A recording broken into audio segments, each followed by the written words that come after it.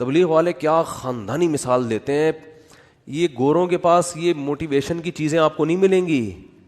دیکھو تبلیغی جماعت میں کوئی لمبا چوڑا سلیبس نہیں ہے کہ کوئی بڑی زبردست ورک شاپ کروائی جاتی ہو ہیں کہ جس میں جناب کوئی موٹیویشنل اسپیکر جنہوں نے یورپ سے ڈگریاں لی ہوں لوگوں کو گائیڈ کرنے کی, اور وہ جناب آ کے بڑی خاندانی قسم کے ہوٹل بک کرا کے بڑا پروفیشنل اسٹائل میں لوگوں کو سمجھا رہا ہو اور اس کے تجربے ہوں. ایسا کچھ بھی نہیں ہے. لیکن موٹیویشن ایسی خاندانی ملتی ہے کہ ایک آدمی سال کی جماعت میں امیر بن کے مینیجر بن کے جاتا ہے بغیر تنخواہ کے.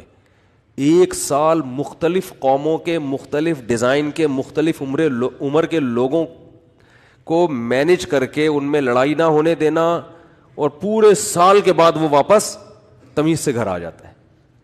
4 آدمیوں کو آپ ذرا 3 دن کے لیے بٹھا دو, پھڈا نہ ہو تو میرا نام بدل دینا, چاہے کتنے ہی پڑھے لکھے ہوں.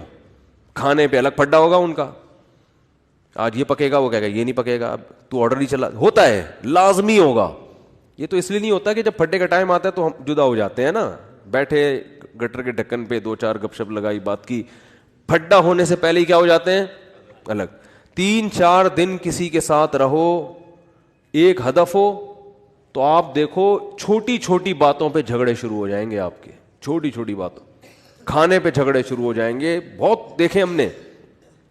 1 سال کی جماعت ہوگی, پیدل جماعت ہوگی, گرمیاں ہوں گی, گاؤں دیہاتوں میں لاکھوں پتی. امریکہ سے آیا ہوا آدمی بلوچستان کے پسماندہ علاقے میں ٹوٹے پھوٹی مسجد میں قیام کیا ہوا ہوگا, اس نے لوٹے سے استنجا کر رہا ہوگا, وہ ٹیشو سے پھر بھی بہتر ہے, بہرحال لوٹے سے کیا کر رہا ہوگا, استنجا کر رہا ہوگا. تو یہ موٹیویشن کہاں سے ملتی ہے ان کو بھائی؟ اس میں کیا الفاظ ہیں؟ 2-4 چھوٹے چھوٹے لفظ ہیں جو اسلام نے دیے ہیں اور وہ یاد کیے ہوئے. اسلام نے کیا کہا ہے بھائی؟ بدگمانی مت کرو, مثبت سوچو, یہ کہا ہے نا. صحابی نے عرض کیا تھا یا رسول اللہ, ایک صحابی نے دیکھا نا آپ کی کیا نیکی ہے کہ نبی نے آپ کو دنیا میں جنت کی بشارت دی. انہوں نے کہا کچھ بھی نہیں, رات کو سب سے دل صاف کر کے سوتا ہوں. رات کو سوتا ہوں تو کیا کرتا ہوں, دل صاف, کہ بھائی جس نے الٹی بات کی اس کو سیدھا کر لیتا ہوں. یہی ہوتا ہے نا کہ وہ یہ جو کہہ رہا تھا یہ غلط مطلب نہیں ہے, اس کا صحیح مطلب بھی لیا جا سکتا ہے. وہ فلاں جو مجھ پہ غصہ ہوا تو اصل میں حسد کی وجہ سے نہیں, اس کے دل میں میری اصلاح کا جذبہ بہت زیادہ ہے, اس لیے وہ ایکسائٹیڈ ہو گیا. سمجھ رہے ہیں کہ نہیں سمجھ رہے ہیں؟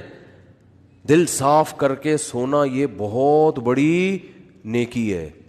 تو وہ کتنا زبردست لفظ تبلیغ والے بولتے ہیں, پازیٹیو کوشش کرتے ہیں نا. آپ سوچو کہ بھائی بڑے کا ادب اس لیے کیا جائے کہ اس کی نیکیاں آپ سے زیادہ ہیں, اس کی زندگی زیادہ ہے تو اس کو زیادہ نیکیوں کا ٹائم ملا ہے, تو غالب یہی ہے کہ نیکیاں اس نے آپ سے زیادہ کی ہوں گی.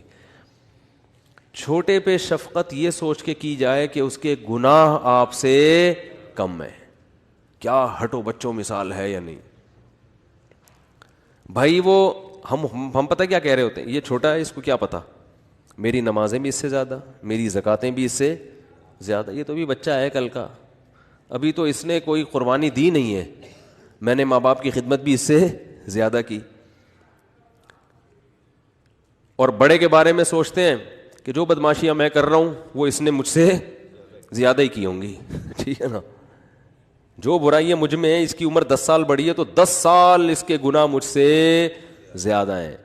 تو عقل کے لحاظ سے تو بات ٹھیک ہے, لیکن جب یہ ٹھیک ہے تو وہ بھی تو ٹھیک ہے نا کہ نیکیاں زیادہ کی ہوں گی اس نے. تو اسلام کہتا ہے کہ دوسروں کے معاملات میں آپ نے کیا سوچنا ہے, پازیٹیو, اس کی نیکیوں کی طرف توجہ اور اپنی خامیوں کی طرف توجہ, کہ میری برائیاں اس کی برائیوں سے زیادہ ہیں اور اس کی نیکیاں میری نیکیوں سے زیادہ. اس کا پتہ ہے فائدہ کیا ہوتا ہے؟ انسان ٹینشن لیس ہو جاتا ہے, ورنہ چڑھتا رہتا ہے بلا وجہ نا. آدھے مسئلے تو اسی وجہ سے پیدا ہو رہے ہیں, لوگوں سے نفرت کی وجہ سے. یہ اتنا برا, یہ اتنا برا, یہ ایسا کیوں, یہ ویسا کیوں, اسی سے ٹینشن میں آ رہا ہوتا ہے. تو اپنے آپ کو اتنا نیک سمجھنے کی ضرورت ہے ہی نہیں. کہتے ہیں کہ عزت ایسی چیز ہے جس کے حصول کی کوشش جس نے کی ہے نا اس کو نہیں ملی کبھی بھی, جس نے کوشش نہیں کی اس کو بہت مل جاتی ہے.